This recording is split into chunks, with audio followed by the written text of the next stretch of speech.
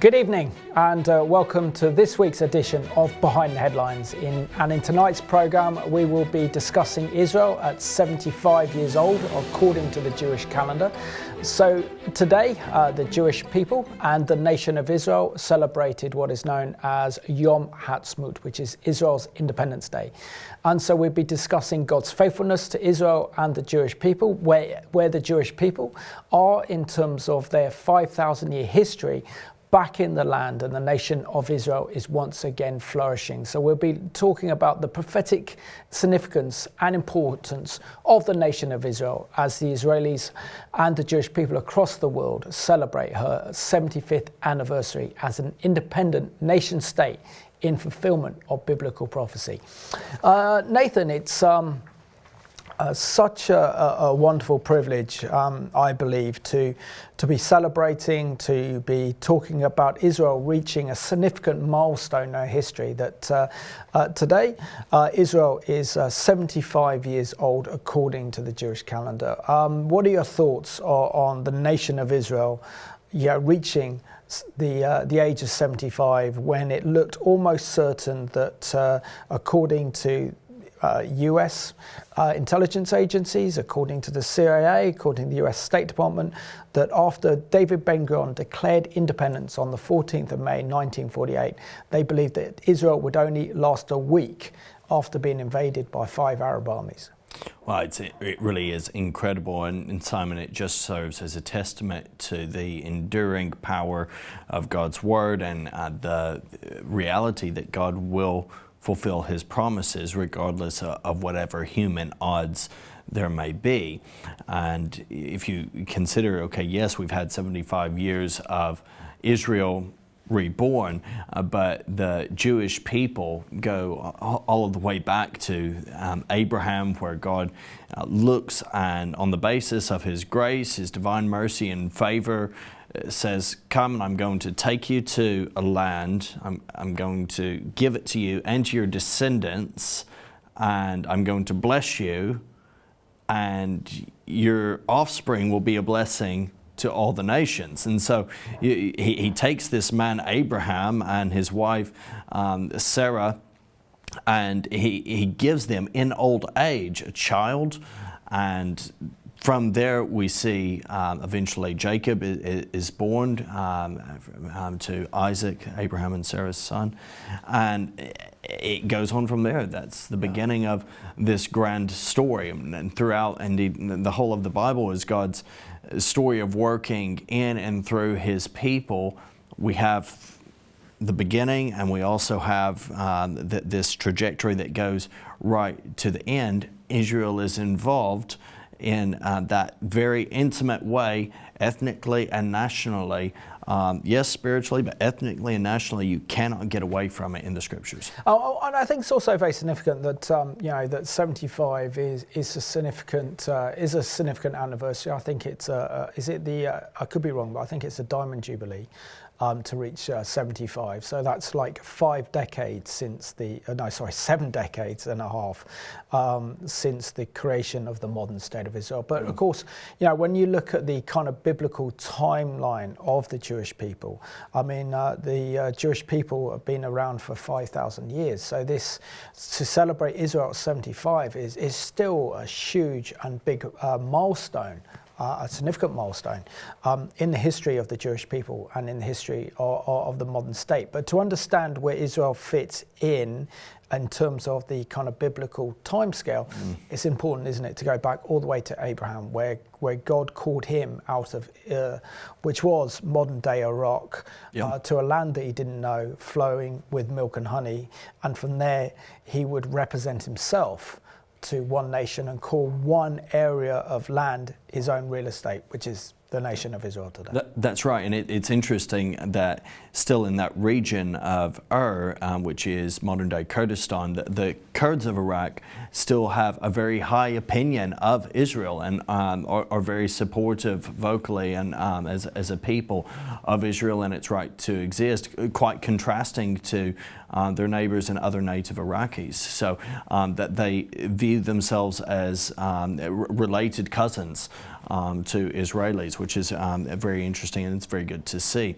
But it goes on from there. Of course, we see there's Abraham, Isaac, and Jacob. Jacob would be named Israel, and he has his sons. They their descendants make up the 12 tribes of Israel, and eventually they are enslaved in Egypt and spend 400 years of harsh servitude in Egypt until the days of, it's believed, there's a few theories out there. My personal one is Amenhotep II would have been the Pharaoh at which time God calls Moses after attempts genocide and successful attempts in some cases to eradicate Hebrew baby boys.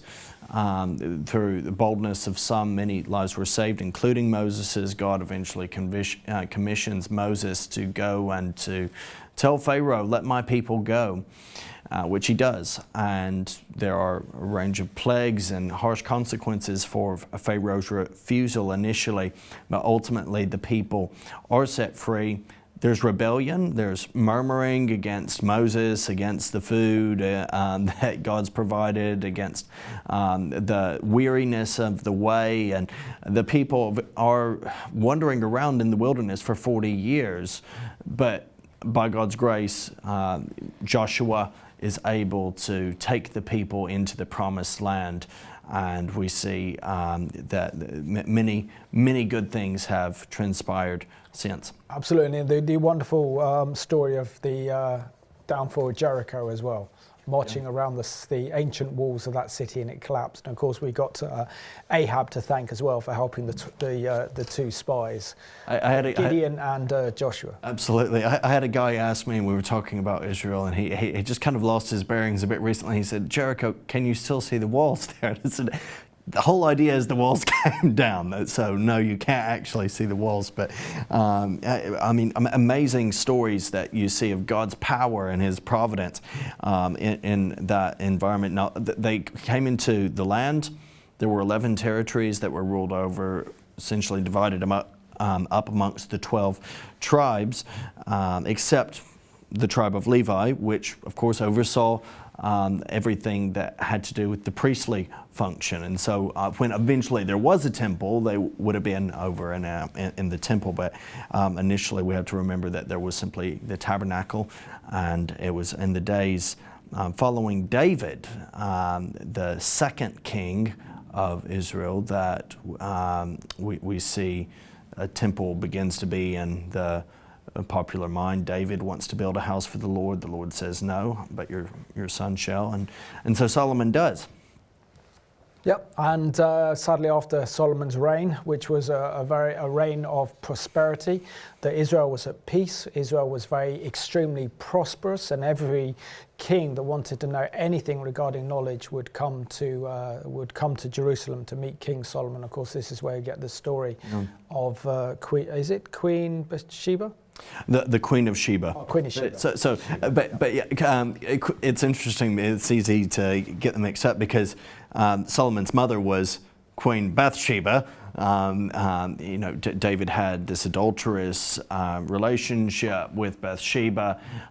Their first child dies, but then they have the son, Solomon, who goes on to be king, and Bathsheba plays an important role in his life, even as he is king following the death of David. But then his son, unfortunately, Solomon, for all of the success, you have to have hard work in order to have that kind of success. And the people were quite weary. They were quite burnt out in some way, and they go to his son Rehoboam and they say, "Look, come on, go easy on us, lay off a little bit. We don't want to have this feeling of exhaustion and over your dad worked us really hard. Give us a bit of a breather."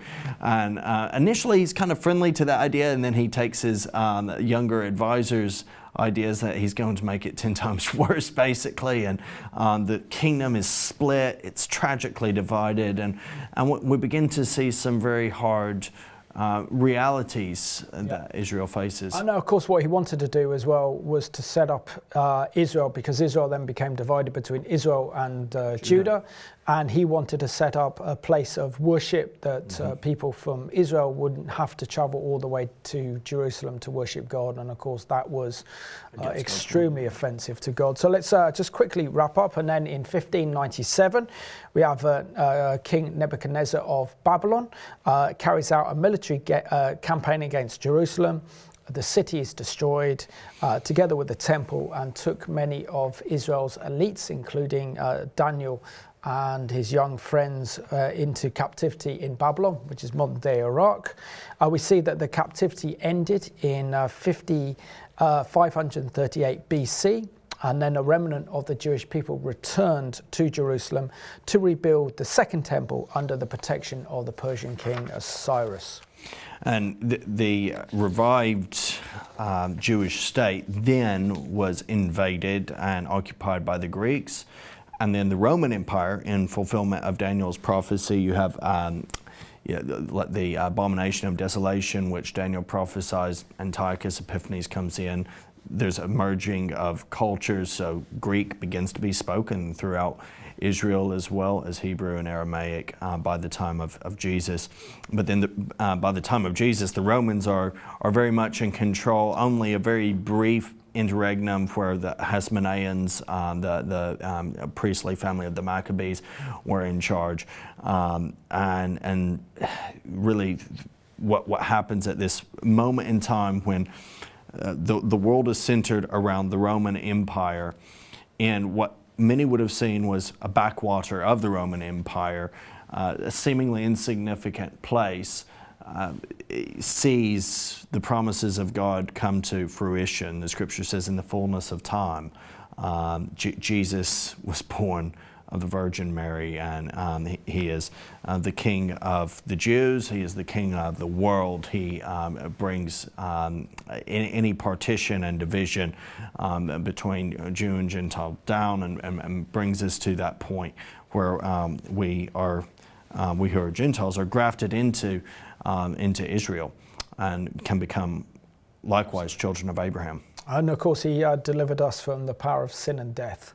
And he was also followed the bloodline of David as well. As was promised. As was promised. And of course, then in AD 70, we saw the destruction of the Second Temple, the destruction of Israel, and the dispersion of the Jewish people to the four corners of the earth.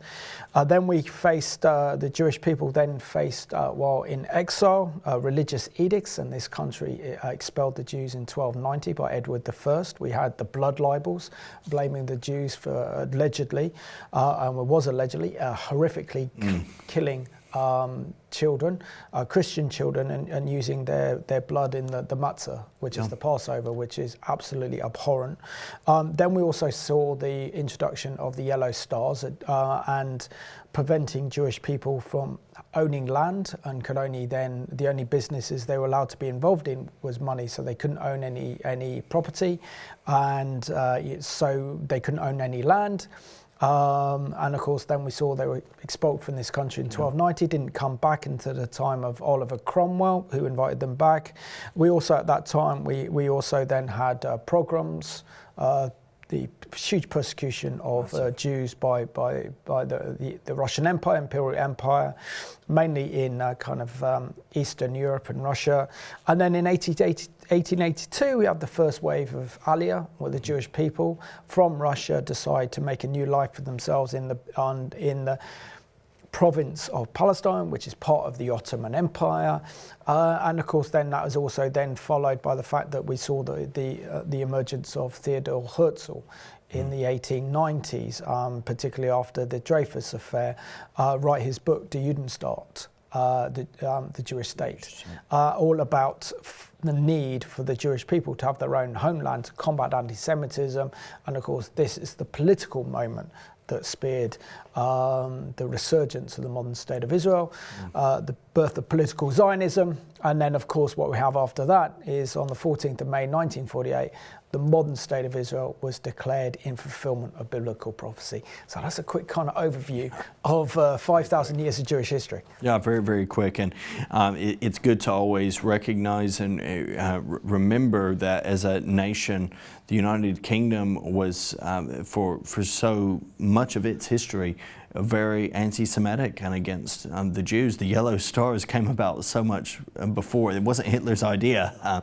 We were a big catalyst to that in the Middle Ages. But then really how through those tragedies, eventually God worked and brought the people back to that land, reestablished it, and despite so many attacks, onslaughts, and despite a lot of opposition, it exists to this day. So that's now where we arrive at Israel today, essentially at 75. According to the Times of Israel, Israel's Central Bureau of Statistics has released figures ahead of the 75th anniversary.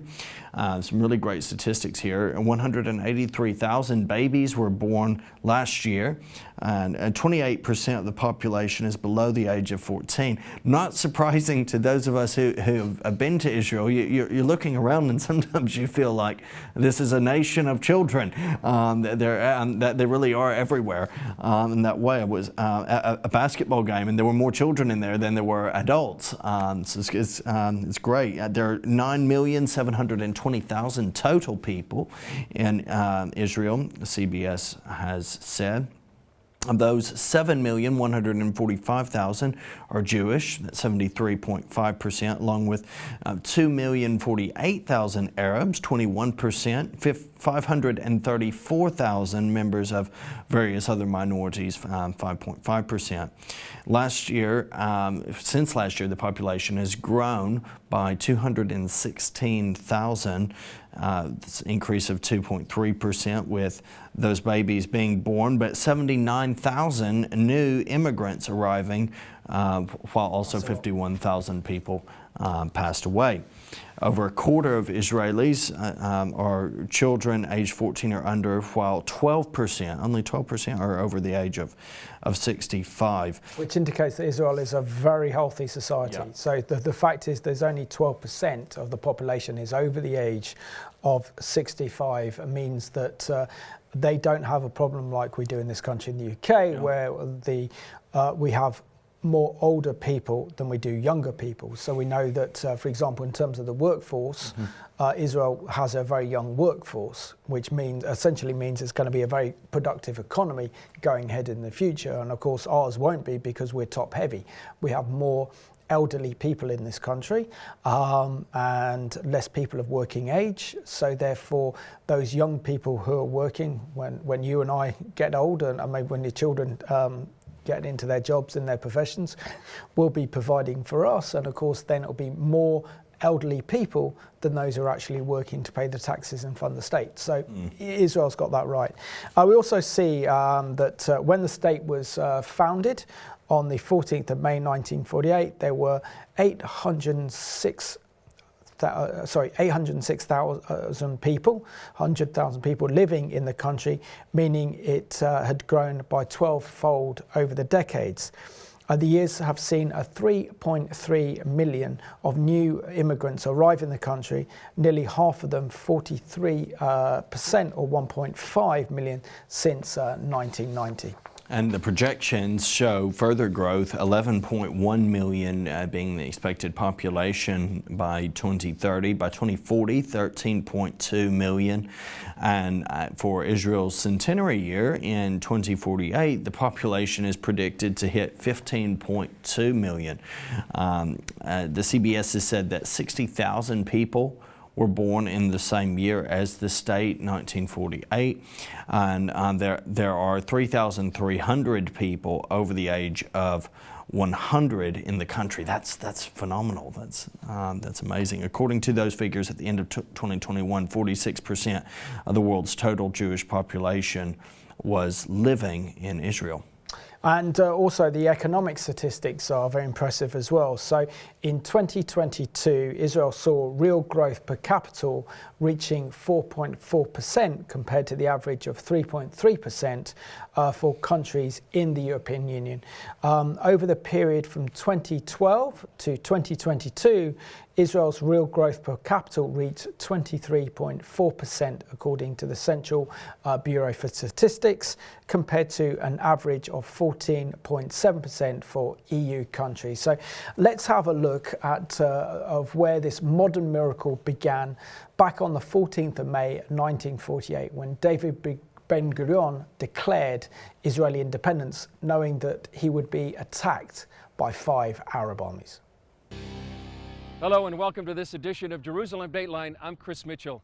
This week, Israelis celebrated Independence Day, their July 4th. That day took place in the middle of the 20th century, and it changed the world. We went to the heart of Tel Aviv, where it all began. על הקמת מדינה יהודית בארץ ישראל, היא מדינת ישראל. Here in Independence Hall on May 14, 1948, David Ben-Gurion declared the formation of the State of Israel.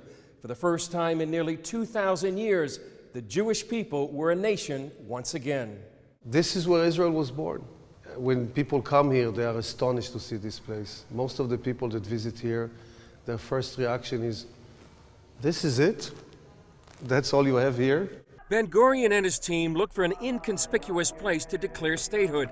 At the time, Independence Hall, one of the first buildings in Tel Aviv, was an art gallery. During a 1978 renovation, the decision was made to take the building back to its original look at the time of the declaration. Traveling in Israel will teach you that God has a tendency to perform his best miracles in the most humble places. This place is one of those places. According to Isaac Dror, who heads education at the hall, the establishment of Israel shook the world and became a haven for the Jewish people. How many people prayed for it every day when the Jews said next year in Jerusalem and next year in Jerusalem? That's what they meant. When Israel declared its independence, dancing filled the streets.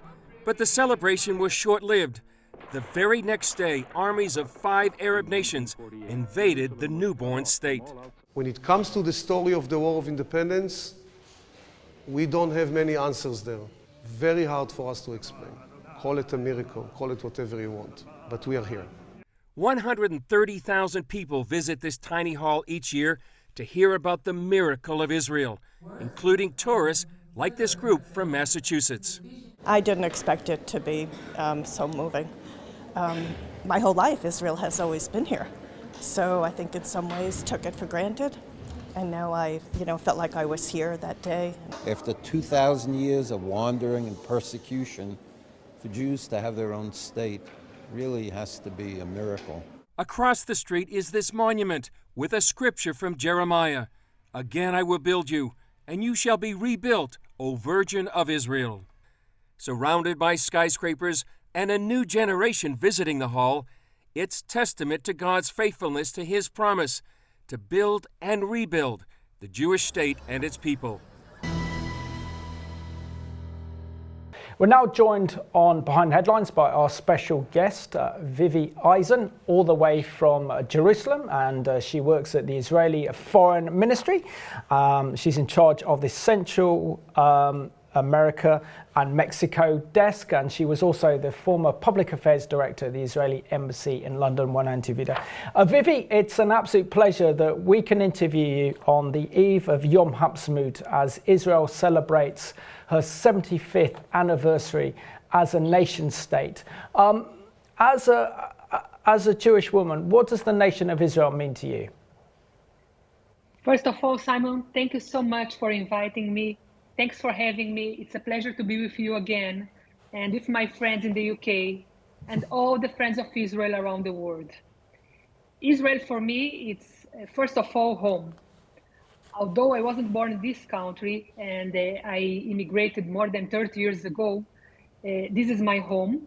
It's the place where I feel comfortable, the place where I really can identify with the culture, with the religion, with the language, although I had to learn Hebrew.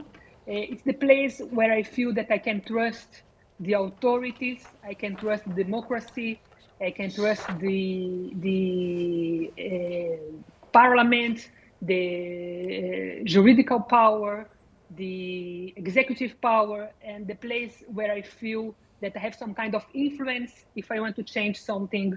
And it's the best place to live for me as a Jew, I believe. Vivi, you made Aliyah from Brazil to Israel, the Jewish homeland, some years ago. Tell us a little bit about your story and share with us how Israel has integrated Jewish communities around the world into that one Israeli identity. Okay, so yes, as you said, I made Aliyah more than 30 years ago. I was born in Brazil to a Jewish family in the Jewish community of São Paulo. And when I was 18 years old, I decided to come to Israel to study Hebrew. I studied in a Jewish school back in Brazil, but then I decided to come to Israel to study more Hebrew, to improve my proficiency in the language and to do some kind of volunteering work in a kibbutz. And during this period of 2 months that I was spending in Israel, I decided actually to stay longer and actually decided to make my Aliyah. In the beginning, it wasn't very easy. I needed to learn the language, and I believe that this is the most complicated part.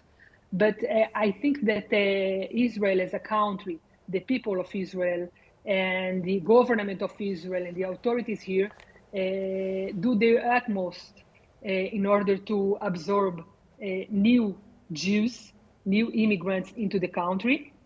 And I think that Israel is the only country where there is a ministry, the Ministry of Absorption, whose mission is actually to absorb new immigrants to Israel, to teach them the language. We have special schools, they are called Ulpanim, where you are able to learn the language, and you receive help from the Ministry of Absorption in order to find a work, to study whatever you need, if it's in the university or if you need some kind of professional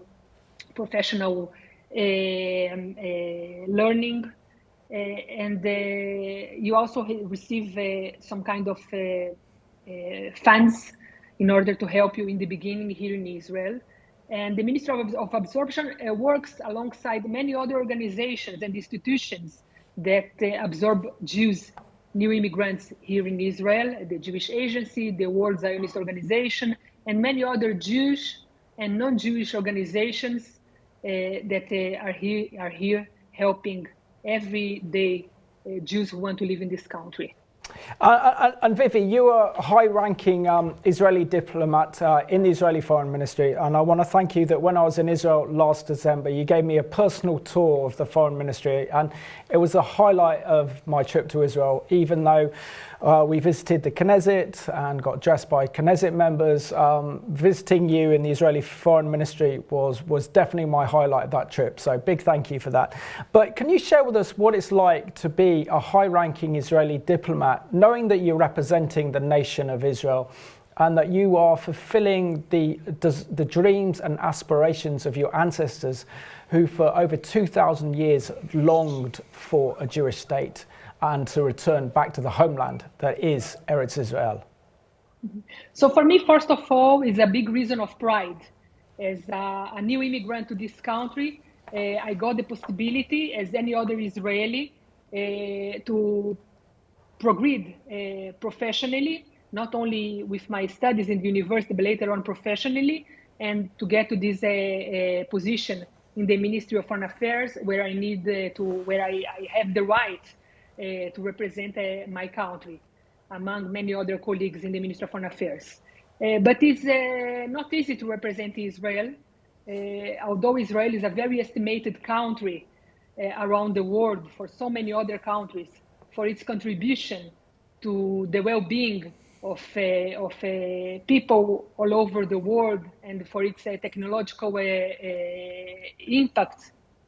Still, there are many countries or people who still don't accept the existence of the state of Israel. So it's a daily challenge to represent Israel abroad. But as we celebrate tomorrow actually, starting from this evening, the 75th anniversary of the State of Israel, we look to the past and we see how much we have achieved and how much we were able to build in over these past 75 years. We can be very, very proud of what we have achieved, and looking forward for the coming 75 years and with expectation to a future of peace and yet everything else that needs to be built here in Israel together. Share with us how far Israel has come as a nation in 75 years from surviving the War of Independence when the newly formed state was invaded by the 5 Arab armies. After the war of only selling oranges to how a powerful, it's now a high powerful nation. Yeah, yes. So Israel, when we were born, when the country was born 75 years ago, was really a country. The story of Israel is actually a story of building something seemingly out of nothing. But we built those things. We cannot say that it's out of nothing because it was based on our dreams. The dream to come back to our homeland, the dream to rebuild our national life, the dream to be able to defend ourselves, and the dream to live, to construct, to build a future of peace in this area. But we didn't have too many resources, and we needed to create ourselves.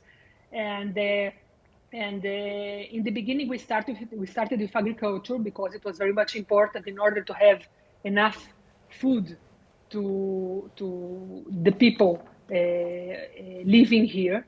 But very soon we understood that we will not be able to compete with Spain selling oranges around the world because we don't have enough land and we don't have enough water.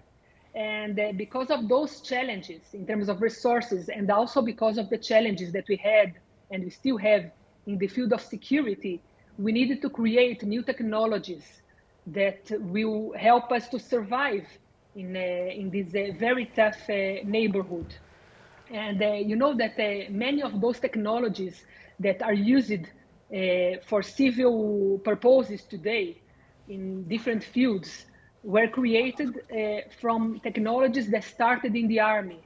And because of all those necessities and all those challenges, we needed to reinvent ourselves, and we became this high-tech nation. Today, we like to call ourselves the impact nation because we have put so much effort in applying, in creating new technology that would be able to be applied in order to achieve the sustainable goals of the UN, the 2030 agenda of the UN. And we believe that we really can have an impact in the lives of people all over the world. And Vivi, a final question before we come to the end of the program, which is how will you be celebrating Yom Ha'aztsmout, which is Israeli Independence Day, as we celebrate Israel's 75th birthday? So the national sport during Yom Ha'aztsmout is barbecue. I don't like that very much, but I think that I will not be able to escape. I will have some of it, but the other part of the day I will invest in visiting one of those museums that commemorate the prisoners of the underground organizations that fought during the British mandate in order to create the state of Israel in Palestine. Wonderful.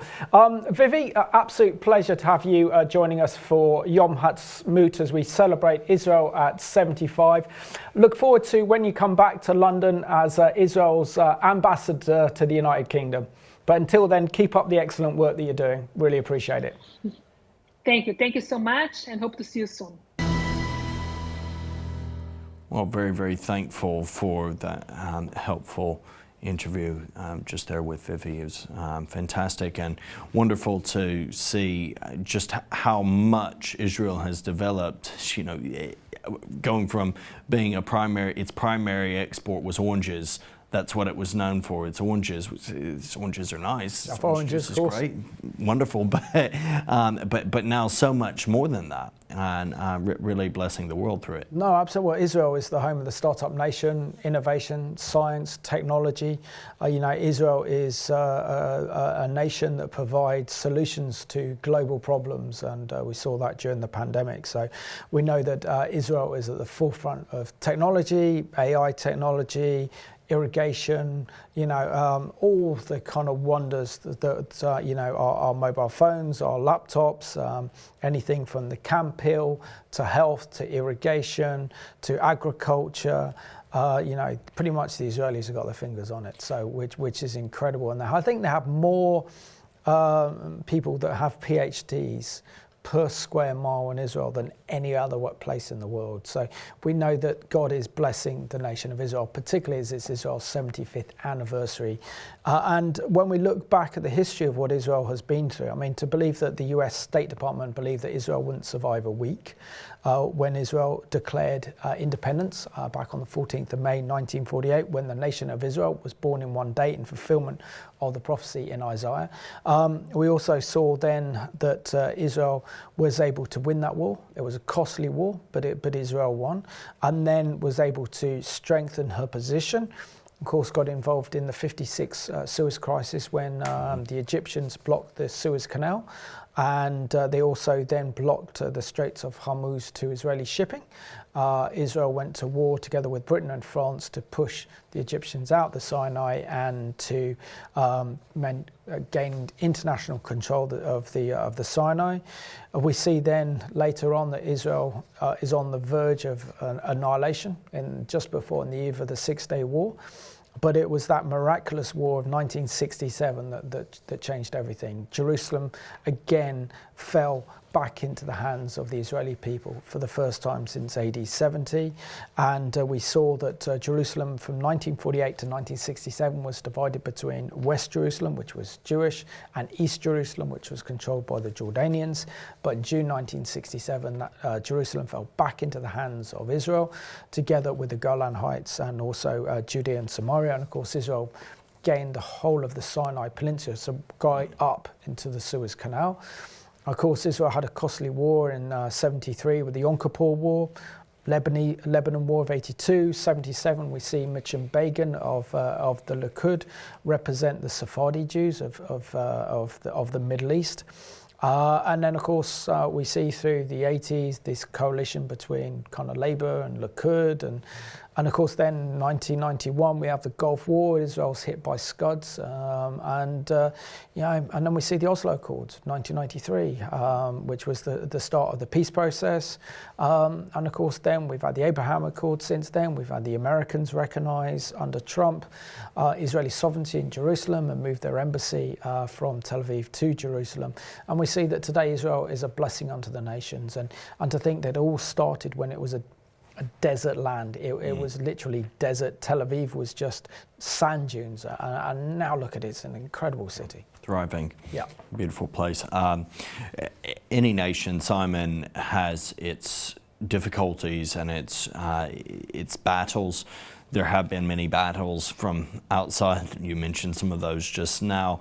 At the moment, some of the biggest battles Israel faces are from within. Yes, some of those threats haven't gone away, and there's a wariness over that. But having successfully, with God's help and power, battled against those forces from the outside that have wished its destruction, Israel is now facing a lot of internal turmoil.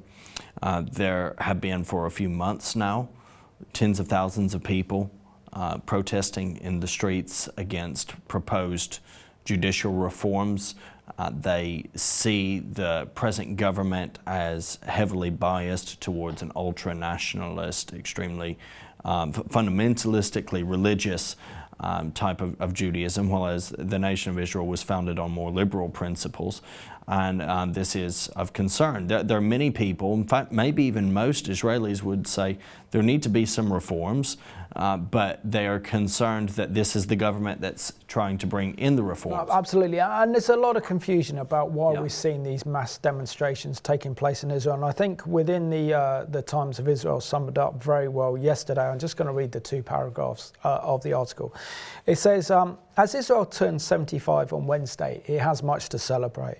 But instead of feting its accomplishments as a regional military and economic powerhouse, the nation that arose on the ashes of the Holocaust faces perhaps its gravest existential threat yet, not from foreign enemies, but with divisions within. And this is the main point. For over 3 months, tens of thousands of people have rallied in the streets against what they see as an assault by the ultra-nationalist religious government threatening a national identity rooted in liberal traditions. And I think essentially that's the report. And it goes on to say that fighter pilots in the volunteer reserves have threatened to stop reporting for duty.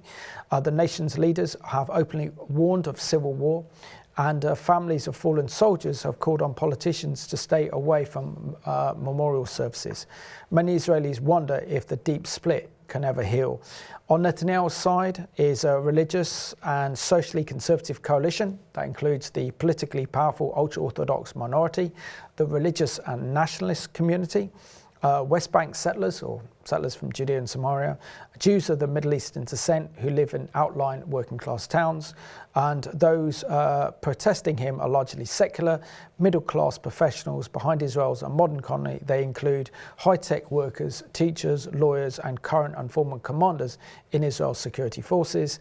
But we could see that Israel is also facing the prospect of a regional war and conflict, and that is what will kind of unite Israel once again. And perhaps it can be at this time, Yom Ha'aztsmout, that people remember what the nation is about, remember what it stands for, and remember, okay, yes, that there are these differences. What makes Israel the only healthy functioning democracy in the Middle East is that there are differences, and there's the ability up to this point to talk through those in a peaceful way without becoming yet another nation torn apart by internal war and conflict. So absolutely, that's important to continue praying towards that. Now, there has, from the earliest days, the Jewish majority has been plagued by disagreement over various issues. Reparations, should we accept reparations from post-war West Germany? There's been violent protests by poor Middle Eastern Jews in the early 70s. Other internal divisions and conflicts over various military fiascos during the 73 Mid-Eastern War, and also later in Lebanon. Tragically, of course, there was that assassination by the Prime Minister Yitzhak Rabin by a Jewish ultra-nationalist in 1995, opposed to the peace efforts, which had gained so much traction. If you go through the airport, you see basically a timeline of Israel as a whole to a degree, but it does look like there's a lot of hope. There was a desire for peace, and viewers need to always remember that Israel consistently holds out its hand for peace. Israel consistently offers peace to those that desire its destruction. An example at the moment is Iran, where we see routine threats, nuclear threat even.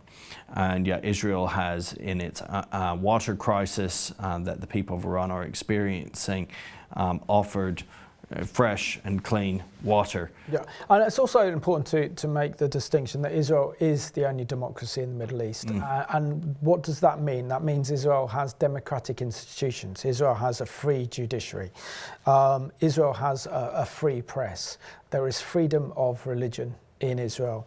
And part of this means that also we see that 20% of Israel's population is Arab. They have as much rights as any Jewish citizens of Israel. They have Israeli passports. They have representatives in the Knesset, and of course the Arabs are very well represented within Israeli culture and within Israeli society as well. So when you have those institutions of democracy, you have freedom. And Israel's freedom is certainly something that is cherished, particularly as we know that Israel is a beacon of light in a dark region. Now, we got this excellent CBN news item to show you now, and this just looks back at where Israel was over 75 years ago and where she is now. And some of these places, if you've been to Israel, you might recognize. This may look like a storage room full of old files, although in reality, it's a treasure trove providing a pictorial history of Israel. We're at the heart of the archive, at the photo archive. This is the place where we can find printed photographs taken from early 20th century and all the way till the end of the printed material era. Decades before the Jewish state's birth, Karen Kayemet La Israel Jewish National Fund, or KKL-JNF, was breaking ground. KKL-JNF is an organization that was established 120 years ago, aimed at purchasing land in Eretz Israel, right here in Israel, and also developing it, which means preparing the land after purchasing it for housing, building new communities, helping people get here so they can fully establish and inhabit these homes. Efrat Sinai, head of KKL-JNF Photo Archive, says cameras have continued snapping history since the beginning. KKL-JNF used to send photographers to different corners all over Israel so they can capture what is going on, the places that are being built and established, the faces of the pioneers, all that spirit of creating something new. And that's what created this unique and very important collection. One of Sinai's favorites is this unique pose of David Ben-Gurion, Israel's first prime minister. It's not something that we're used to seeing him with cool sunglasses. There's another picture, which I really like. It's David Ben-Gurion on the day of the Declaration of Independence, while he's still working out the draft of that declaration. And a year later, on Israel's first birthday. These are photographs from the very first year of the celebration in 1949. As you can see, bringing the Torah books. And what I wanted to show you was the military parades that were taking place in the big cities. We can see how everyone used to go out to the balconies and watch the parade. And you can also see the streets, the familiar streets of Jerusalem. This is King George Street, for example, taken in 1950. And capturing Independence Day celebrations, picnics, and barbecues that go back decades. In addition to acquiring land, KKL-JNF built reservoirs, rehabbed rivers, prepared for housing, and is probably best known for planting trees. Here we have photographs taken in Martyrs Forest. This is a forest that was planted in the early 1950s that has 6 million trees planted in to commemorate the 6 million Jews who perished in the Holocaust. According to Sinai, it's estimated there were around 14,000 trees here when the Ottoman Turkish Empire ended more than 100 years ago. Starting 1908, we started trying to plant trees here. And nowadays, we're talking about over 240 million trees planted all over Israel. There's also historic Jerusalem, a photo overlooking the city from the Mount of Olives, the distribution of pasteurized milk to babies, the railway station from 1927, and the Western Wall in 1941, as well as photographs of Tiberias on the Sea of Galilee. Pioneers building agricultural communities called kibbutzim and moshavim, and glass plate negatives used before the gelatin kind. So this was taken in 1924, and this is Tel Aviv. You can see the sand. So it really is a city that rose from the sands. Throughout each year, KKL-JNF shares its historical highlights at exhibitions like this one in Jerusalem. We're displaying photographs 2.5 meters wide, historical photographs of Jerusalem that were colorized. KKL-JNF says many times when we look back at black and white photos, we tend to think the past was without color. But what they've done in this exhibit is use innovative colorization technology, along with research into the culture and fashion of the time, to color the photos and breathe new life into history. An exhibition also took place recently at the International Expo in Dubai. Many of the photos are now digitized, and the archive can be viewed online in Hebrew and soon will be available in English. It currently has more than 1 million photos, and like the state itself, is still growing. Chris Mitchell, CBN News, Jerusalem. Some truly fantastic images there. Yeah, makes me want to visit again. No, absolutely. Come back. But it just shows you how far Israel has developed. I mean, I last visited Israel prior to last December, back in 2019. During the pandemic, we couldn't visit Israel. Came back last year in December 2022. Even then, all different. Yeah. Huge new buildings going up. Development. I mean, if you haven't visited Israel in a few years, you go back now and you won't recognize Israel. I mean, Israel's innovation is incredible. Its architecture is incredible. You've got that beautiful tram that goes through Jerusalem. But also what's really nice now is Israel's transport links, which are incredible. Get off the plane at Ben Gurion Airport, get on a train, within 25 minutes takes you into the heart of the city of Jerusalem. And then you can use that same train to get to Tel Aviv in half an hour rather than waiting almost an hour or so on the road to go on that highway from Jerusalem to Tel Aviv. And then from Tel Aviv, you got explore the whole coast, which is great because I've got friends in Herzliya. But if you see where Israel has come from over the past 75 years, and that Israel was once a desert land and now it's blooming, it's an incredibly developed independent nation that is a strong nation.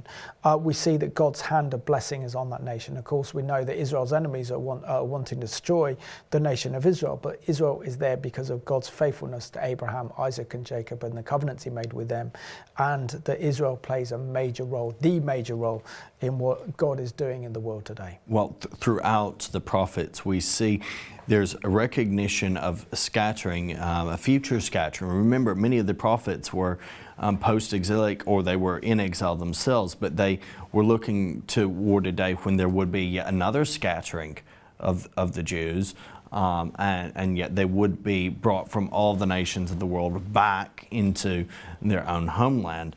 And so what we see is that every year now there's this exclamation at Passover time at the end of the Seder meal next year in Jerusalem, which is a reminder of that prophetic hope that remains and that persists to this day among the Jews. Now, throughout church history, we see that there was a discrepancy, there's been debate, and tragically often rooted in Jew hatred on some parts, this idea that no, the Jews won't be returning to their land. However, I've been doing a lot of research recently on this, Simon, just tracking through.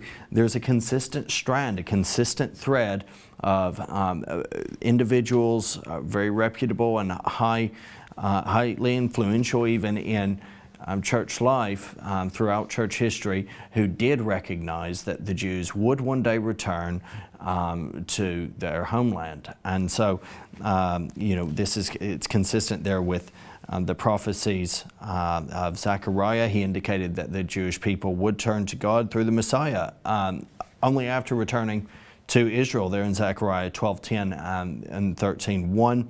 Likewise, Ezekiel, he states that God's promise, for I will take you from the nations, gather you from all the lands, and bring you into your own land, Ezekiel 36:24. It continues, then I will sprinkle clean water on you, and you will be clean.